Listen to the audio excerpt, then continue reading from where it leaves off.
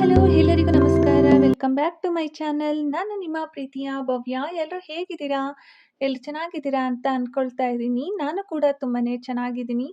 ಇವತ್ತಿನ ಒಂದು ವಿಡಿಯೋನ ನಾನು ಅಮ್ಮನ ಮನೆಯಿಂದ ಶುರು ಮಾಡ್ತಾ ಇದ್ದೀನಿ. ಸೊ ಫ್ರೆಂಡ್ಸ್, ನನ್ನ ಈ ಒಂದು ಚಾನಲ್ಗೆ ನೀವೇನಾದರೂ ಹೊಸಬ್ರಾಗಿದ್ರೆ ದಯವಿಟ್ಟು ಸಬ್ಸ್ಕ್ರೈಬ್ ಮಾಡ್ಕೊಂಡು ನೋಡಿ. ಹಾಗೆಯೇ ಈ ಒಂದು ವಿಡಿಯೋ ನಿಮ್ಗೇನಾದರೂ ಇಷ್ಟ ಆಯಿತು ಅಂತ ಅಂದರೆ ಒಂದು ಲೈಕ್ ಮಾಡಿ, ಕಮೆಂಟ್ ಮಾಡಿ, ಶೇರ್ ಮಾಡಿ. ವಿಡಿಯೋನ ಎಲ್ಲೂ ಕೂಡ ಸ್ಕಿಪ್ ಮಾಡದೆ ಪೂರ್ತಿಯಾಗಿ ನೋಡಿ ಫ್ರೆಂಡ್ಸ್. ಬನ್ನಿ ಹಾಗಾದರೆ ಇವತ್ತಿನ ಒಂದು ವಿಡಿಯೋನ ಶುರು ಮಾಡೋಣ. ಇವತ್ತು ಮಾರಿ ಹಬ್ಬನ ಮಾಡ್ತಾ ಇದ್ರು ಅಮ್ಮ. ಸೊ ಹಾಗಾಗಿ ಅಮ್ಮನಿಗೆ ಕೆಲಸ ಇತ್ತು ಅಂತ ಹೇಳಿ ನನ್ನನ್ನು ಬರೋದಕ್ಕೆ ಹೇಳಿದರು.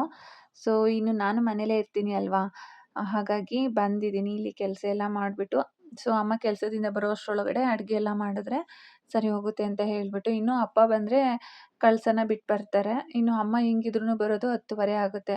ಸೊ ಅಪ್ಪ ಬಂದು ಕಳಸನ ಬಿಡ್ತಾರೆ. ನೀನು ಅಡುಗೆ ಎಲ್ಲ ಮಾಡಿ ಪೂಜೆ ಎಲ್ಲ ಮಾಡು ಅಂತ ಹೇಳಿದ್ರು. ಸೊ ಅಪ್ಪ ಏನಾದರೂ ಬಂದಿಲ್ಲ ಅಂತ ಅಂದರೆ ನನ್ನ ತಮ್ಮ ಇರ್ತಾನೆ, ಅವನು ನಾನು ಹೋಗಿ ಬಿಟ್ಟು ಬಂದರೆ ಆಗುತ್ತೆ ಅಂತ ನಾನಿವಾಗ ಅಡುಗೆ ಕೆಲಸನ ಮಾಡ್ಕೊತಾ ಇದ್ದೀನಿ. ಸೊ ಮಾರಿ ಹಬ್ಬ ಅಂತ ಅಂದರೆ ಎಲ್ಲರೂ ಕೂಡ ಮಾಡ್ತಾರೆ ಅಂತ ಹೇಳೋಕ್ಕಾಗಲ್ಲ. ಹಿಂದಿನಿಂದ ನಡ್ಸ್ಕೊಂಡು ಬಂದಿದ್ರೆ ಮಾಡ್ತಾರೆ, ಕೆಲವು ಕಡೆ ಮಾಡೋದಿಲ್ಲ, ಕೆಲವು ಕಡೆ ಮಾಡ್ತಾರೆ. ಕಂಪಲ್ಸರಿಯಾಗಿ ಮಾಡೇ ಮಾಡ್ತಾರೆ ಅಂತ ಹೇಳೋಕ್ಕಾಗೋದಿಲ್ಲ. ಸೊ ನಮ್ಮ ಮನೆಯಲ್ಲಿ ಮಾಡ್ತಾರೆ ಅಂದರೆ ನಮ್ಮ ಊರ ಕಡೆ ಎಲ್ಲರೂ ಕೂಡ ಮಾಡ್ತಾರೆ.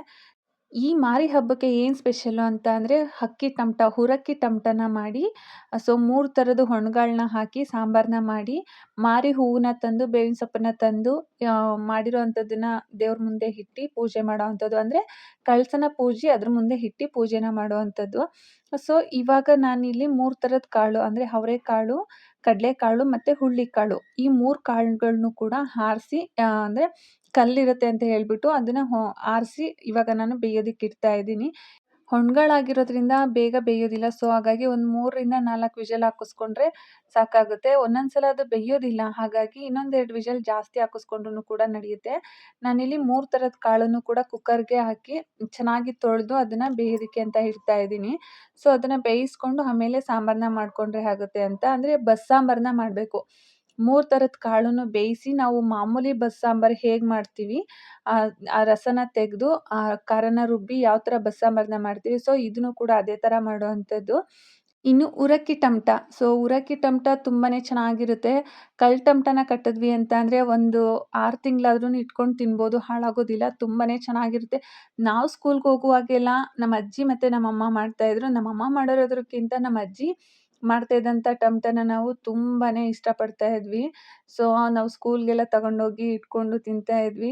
ಇವಾಗ ಮಾಡುವಾಗ ನಮಗೆ ಜಾಸ್ತಿ ತಿನ್ನಬೇಕು ಅಂತ ಅನ್ಸೋದಿಲ್ಲ.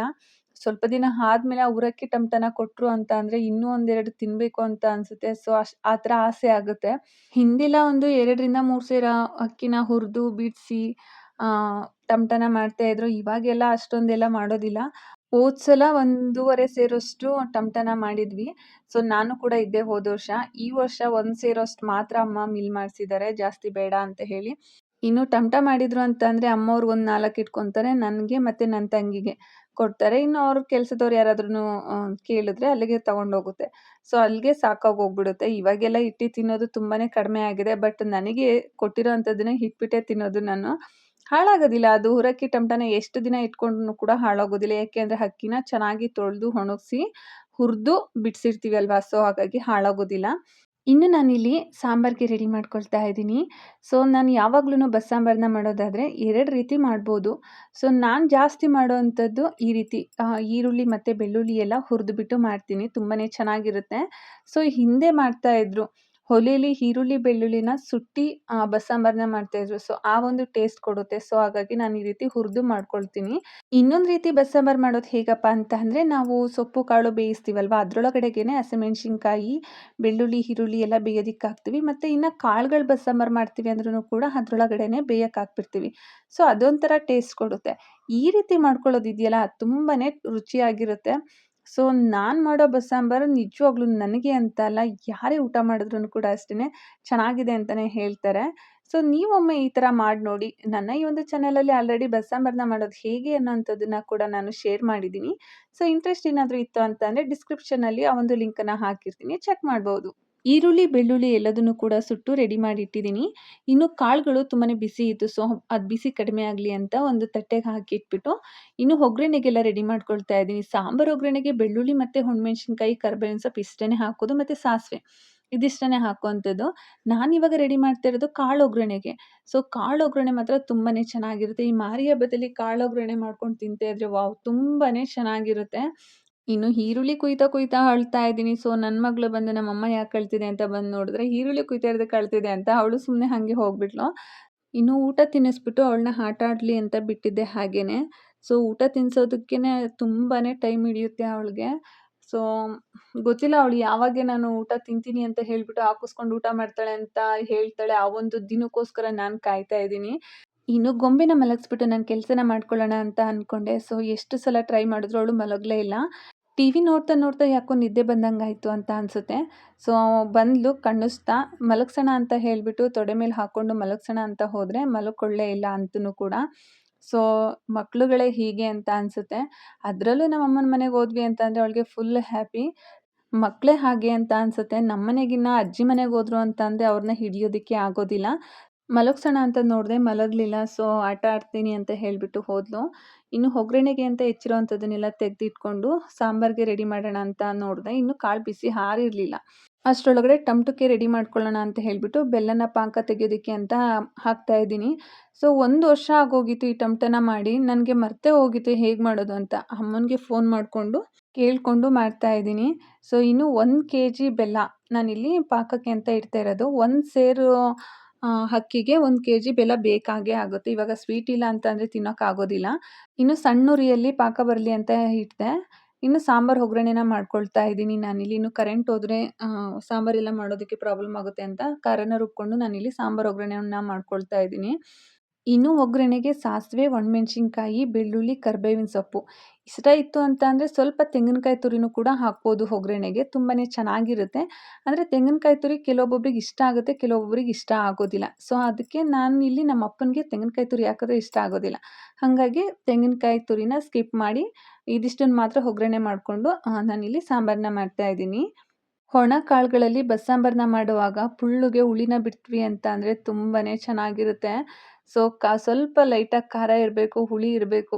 ತುಂಬ ಅಂದರೆ ತುಂಬನೇ ಚೆನ್ನಾಗಿರುತ್ತೆ. ಬಿಸಿ ಬಿಸಿ ಮುದ್ದೆಗೆ ಬಿಸಿ ಬಿಸಿ ಬಸ್ಸಾಂಬಾರು ಹಾಕೊಂಡು ಊಟ ಮಾಡ್ತಾ ಇದ್ರೆ ಅದ್ರ ಟೇಸ್ಟೇ ಬೇರೆ. ಅದ್ರ ಜೊತೆಗೆ ಕಾಳು ಒಗ್ಗರಣೆ ಇತ್ತು ಅಂತ ಅಂದರೆ ಇನ್ನೂ ಸೂಪರಾಗಿರುತ್ತೆ. ಇನ್ನು ಬಸ್ಸಾಂಬಾರನ್ನ ಮಾಡುವಾಗ ಯಾವಾಗ್ಲೂ ಕೂಡ ಕುಕ್ಕರ್ಗೆ ಹಾಕಿ ನಾನು ವಿಷಲ್ನ ಕೂಗ್ಸೋದಿಲ್ಲ. ಹಾಗೆಯೇ ತಪ್ಪಲೆಯಲ್ಲಿ ಅಥವಾ ಕುಕ್ಕರಲ್ಲಿ ಹಾಗೇನೆ ನಾನು ಮಳ್ಳಿಸ್ಕೊಳ್ತೀನಿ. ಅಂದರೆ ಕುಕ್ಕರ್ ವಿಷಲ್ನ ಹಾಕ್ತೇನೆ ಹಾಗೆ ಸಾಂಬಾರನ್ನ ಬೇಯಿಸ್ಕೊಳ್ತೀನಿ. ತುಂಬನೇ ಚೆನ್ನಾಗಿರುತ್ತೆ. ಸೊ ಇವಾಗ ಸಾಂಬಾರೆಲ್ಲ ರೆಡಿ ಆಗಿದೆ. ಕಾಳು ಒಗ್ಗರಣೆನೂ ಕೂಡ ಮಾಡ್ಕೊಂಡಿದ್ದೀನಿ. ಇನ್ನು ತಂಬಿಟ್ಟನ್ನು ಕೂಡ ಎಲ್ಲ ಕಟ್ಟಿ ರೆಡಿ ಮಾಡಿಕೊಂಡು ನಾನಿಲ್ಲಿ ಪೂಜೆಗೆ ರೆಡಿ ಮಾಡ್ತಾ ಇದ್ದೀನಿ. ತಂಬಿಟ್ಟೆಲ್ಲ ಕಟ್ಟೋವಂಥ ವಿಡಿಯೋನ ಮಾಡೋದಕ್ಕಾಗಲಿಲ್ಲ. ಯಾಕೆ ಅಂದರೆ ನನ್ನ ಮಗಳು ಇವತ್ತು ಮಲಗಲೇ ಇಲ್ಲ. ಟೈಮ್ ಇವಾಗ 7 ಗಂಟೆ ಆಗಿದೆ. ಸೊ 7 ಗಂಟೆಯಲ್ಲಿ ನಾವು ಪೂಜೆನ ಮಾಡ್ತಾ ಇದ್ದೀವಿ. ಇನ್ನು ಮುದ್ದೆ, ಟಮಟ, ಒಗ್ಗರಣೆ ಕಾಳು, ಅನ್ನ, ಸಾಂಬಾರು ಮತ್ತು ಬೆಣ್ಣೆ ಮತ್ತು ಹಣ್ಣು. ಇನ್ನು ಅದನ್ನು ಕಳ್ಸೋಕ್ಕೆ ಏನಪ್ಪ ಅಂತ ಅಂದರೆ ಮಾರಿ ಹೂವು ಅಂತಲೇ ಬರುತ್ತೆ. ಸೊ ಮಾರಿ ಹೂವು, ಬೇವಿನ ಎಲೆ, ಕಾಡುಬೇವು ಅಂತ ಬರುತ್ತೆ. ಆ ಬೇವಿನ ಎಲೆ ಒಂದು ಚೊಂಬಿಗೆ ನೀರು ಹಾಕಿ ಅದಕ್ಕೆ ಬೇವಿನ ಎಲೆನ ಹಾಕಿ ಅದ್ರ ಮೇಲೆ ಮಾರಿ ಹೂವನ್ನ ಮುಡಿಸ್ಬಿಟ್ಟು ಪೂಜೆನ ಮಾಡುವಂಥದ್ದು. ನಾವು ಅಡುಗೆ ಮಾಡಿರೋವಂಥದ್ದನ್ನ ದೇವ್ರ ಮುಂದೆ ಇಟ್ಟು ಪೂಜೆನ ಮಾಡುವಂಥದ್ದು. ಸೊ ನಮ್ಮಪ್ಪ ಬರೋದಕ್ಕೆ ಕೆಲಸ ಲೇಟ್ ಆಯಿತು ಅಂತ ಹೇಳಿದ್ರು. ಹಾಗಾಗಿ ನನ್ನ ತಮ್ಮ ಇದ್ದ. ಸೊ ಅವನು ನಾವು ಹೋಗ್ಬಿಟ್ಟು ಬಂದರೆ ಆಗುತ್ತೆ ಅಂತ ಹೇಳ್ಬಿಟ್ಟು ನಾನು ಪೂಜೆನ ಮಾಡ್ತಾ ಇದ್ದೀನಿ. ಇನ್ನು ಕಳಸದ ಕೆಳಗಡೆಗೆ 3 ಥರದ ಧಾನ್ಯನ ಹಾಕಿ ನಾವು ಕಳಸನ ಅಲ್ಲಿ ಇಟ್ಟು ಪೂಜೆ ಮಾಡಬೇಕಾಗುತ್ತೆ. ಸೊ ಹಿಂದಿನಿಂದ ಒಂದು ಸಂಪ್ರದಾಯ ಇದೆ. ಬೇವಿನ ಎಲೆ ಈ ರೀತಿ ಪೂಜೆ ಎಲ್ಲ ಮಾಡಿ ಆದಮೇಲೆ ಆ ಎಲೆನ ಕಿತ್ಕೊಂಡು ಕೈ ಎಣ್ಣೆನ ಅದಕ್ಕೆ ಹಚ್ಚಿ ಅದನ್ನು ತಲೆಗೆ ಹಾಕೊಳ್ಳೋವಂಥದ್ದು. ಮಕ್ಳುಗಳಿಗೆ ಆಗಲಿ ನಮಗೆ ಆಗಲಿ ತಲೆ ಮೇಲೆ ಹಾಕೊಳ್ಳೋವಂಥ ಒಂದು ಪದ್ಧತಿ ಹಿಂದೆಯಿಂದನೂ ನಡ್ಕೊಂಬಂದಿದೆ. ಸೊ ನಾನು ನನ್ನ ಮಗಳಿಗೆ ಹಾಕಿ ನಾನು ಕೂಡ ಹಾಕ್ಕೊಂಡು ನನ್ನ ತಮ್ಮನಿಗೂ ಕೂಡ ಹಾಕಿ ಪೂಜೆ ಎಲ್ಲ ಮಾಡಿ ಕಳಸನ ಬಿಡೋದಕ್ಕೆ ಅಂತ ಹೋಗ್ತಾ ಇದ್ವಿ. ಮನೇಲಿ ಪೂಜೆ ಮಾಡಿ ಸ್ವಲ್ಪ ಟೈಮ್ ಆದಮೇಲೆ ಅರಳಿ ಮರದ ಗೆಡ್ಡೆಗೆ ಕಳಸನ ತಗೊಂಡೋಗಿ ಬಿಟ್ಟು ಬರ್ತೀವಿ. ನಾನು ನನ್ನ ತಮ್ಮ ಹಾಗೆಯೇ ನನ್ನ ಮಗಳು ಕಳಸನ ಬಿಟ್ಟು ಬರೋದಕ್ಕೆ ಅಂತ ಹೋಗ್ತಾ ಇದ್ದೀವಿ. ಸೊ ಇದಿಷ್ಟು ಇವತ್ತಿನ ಒಂದು ವಿಡಿಯೋ ಆಗಿತ್ತು. ಈ ಒಂದು ವಿಡಿಯೋ ನಿಮಗೆಲ್ಲ ಇಷ್ಟ ಆಗುತ್ತೆ ಅಂತ ಭಾವಿಸ್ತಾ ಇದ್ದೀನಿ. ನನ್ನ ಈ ಒಂದು ಚಾನಲ್ಗೆ ನೀವೇನಾದರೂ ಹೊಸಬರಾಗಿದ್ದರೆ ದಯವಿಟ್ಟು ಸಬ್ಸ್ಕ್ರೈಬ್ ಮಾಡ್ಕೊಂಡು ನೋಡಿ. ಹಾಗೆಯೇ ಇಷ್ಟ ಆದರೆ ಒಂದು ಲೈಕ್ ಮಾಡಿ, ಕಮೆಂಟ್ ಮಾಡಿ, ಶೇರ್ ಮಾಡಿ. ಧನ್ಯವಾದಗಳು.